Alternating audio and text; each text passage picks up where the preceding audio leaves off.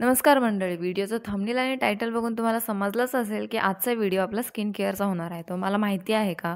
फक्त स्किनला तुम्ही जर एक्सफोलिएट केलं किंवा क्लीनअप केलं घरच्या घरी अगदी कमी पैशामध्ये, तुमचं अगदी पार्लरसारखं जे असतं ना, फेशियलपेक्षाही छान ग्लोईंग स्किन तुम्हाला भेटून जाते. तर बघा तुम्हाला काय पाहिजे आहे? एक फेस रेझर, ॲलोवेरा जेल, एव्हर यूथचं इथे मी एक फेस स्क्रब आणि पील मास्क यूज केलेला आहे.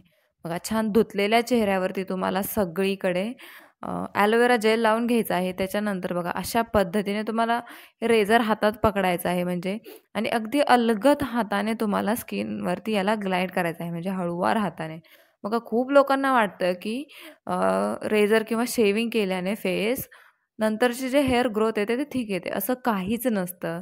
हे एक मिथ आहे. फॅक्ट हा आहे की जी तुमची हेअर ग्रोथ ऑलरेडी असते ना, तेवढीच हेअर ग्रोथ नंतरसुद्धा होते.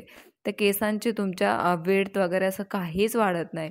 याचबरोबर याच्या उलट तुम्हाला खूप छान अशी स्किन भेटते फ्लॉलेस. म्हणजे तुम्हाला जर मेकअप वगैरे करायचा असेल ना, तर तुमच्या स्किनवरती मेकअप जर तुम्ही एक्सफोलिएट केलं, स्किन शेव्ह केलं किंवा हेअर रिमूव्ह केले, तर खूप छान मेकअप बसतो. त्याच्याचबरोबर काय होतं, डेड स्किन असते ना, ती खूप छान निघून जाते. डर्ट पूर्ण तुमच्या चेहऱ्यावरचं म्हणजे जे नॉर्मली फेस वॉश केल्याने गोष्टी होत नाहीत ना, ते तुम्ही फक्त म्हणजे वीकमधून एकदा किंवा महिन्यातून 2 वेळा जरी असं हे स्किन एक्सफोलिएशन केलं ना, तरी खूप छान तुमची स्किन आणि याच्यानंतरचे जे रिझल्ट आहेत ना, ट्रस्ट मी, एवढं छान तुमची स्किन म्हणजे तुमच्या स्वतःच्या हाताला लाईक बेबीजची किंवा बाळाची जशी छान मऊ असते ना त्वचा, तशी तुमच्या हाताला लागते आणि हे तुम्हाला तिथल्या तिथेच लगेच तुम्हाला समजेल. आता बघा छान पहिलं तुम्हाला सगळं फेस शेव्ह करून घ्यायचं आहे. याच्या फेस रेझरच्या साहाय्याने तुम्ही तुमचे आयब्रोजसुद्धा करू शकता. त्याच्यामुळे खूप इझी आणि खूप कमी पैशामध्ये होणारी ही प्रोसेस आहे. त्याच्यानंतर बघा इथे मी रोज वॉटर लावत आहे. रोज वॉटर हे खूप चांगलं टोनर आहे.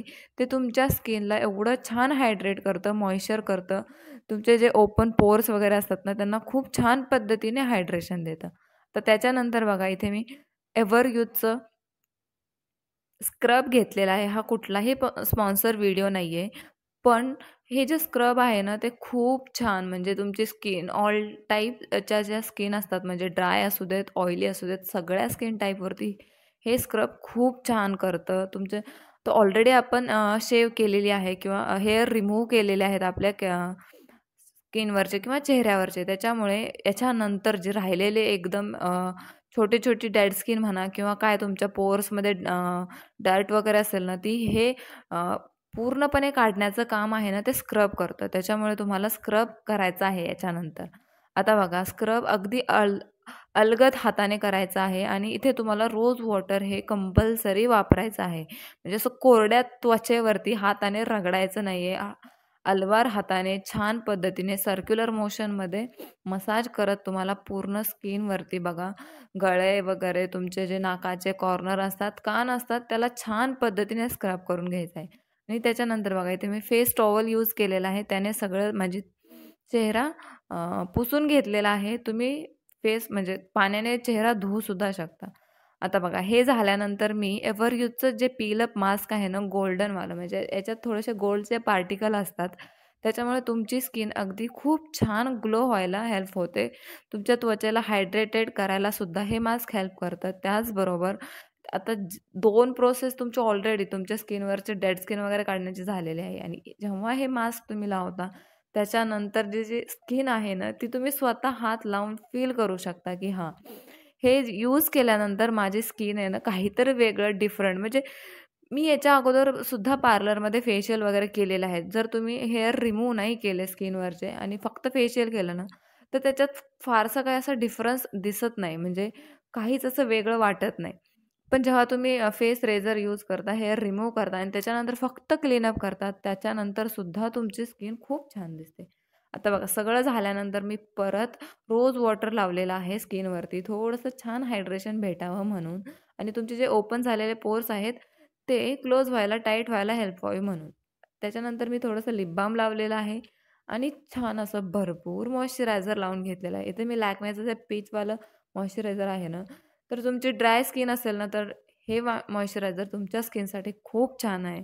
तर अगदी कमी पैशामध्ये हे जे तुमचं स्किन केअर आहे ना, मंथली बेसिसवरती म्हणजे 15 दिवसातून एकदा फेशियल हेअर रिमूव्ह करणं आणि तुमचं जे स्क्रब आणि पील मास्क आहे ते वापरणं. अशा गोष्टी केल्या ना, तर ट्रस्ट मी तुमची स्किन आहे ना, ती एवढी छान दिसते आणि डेली बेसिसवरती तुम्ही फक्त लिप बाम आणि हे मॉइश्चरायझर जरी यूज केलं ना, तर अगदी फ्लॉलेस स्किन तुम्हाला भेटून जाते. त्याच्यामुळं हे व्हिडिओ तुम्हाला कसं वाटलं ते नक्की सांगा. अगदी कमी वेळात आणि कमी टाईममध्ये आणि कमी पैशांमध्ये ॲक्चुअली तुम्हाला पार्लरसारखी घर बसल्या स्किन भेटते. त्याच्यामुळे मला तरी नाही वाटत की कोणालाच काही हरकत असेल हे वालं स्किन केअर फॉलो करायला. तुमचे स्किन टाइप काही पण असू देत, हे खूप छान पद्धतीने तुमच्यावरती काम करेल. व्हिडिओ पूर्ण पाहिल्याबद्दल धन्यवाद. व्हिडिओ शेअर करायला विसरू नका आणि लाईक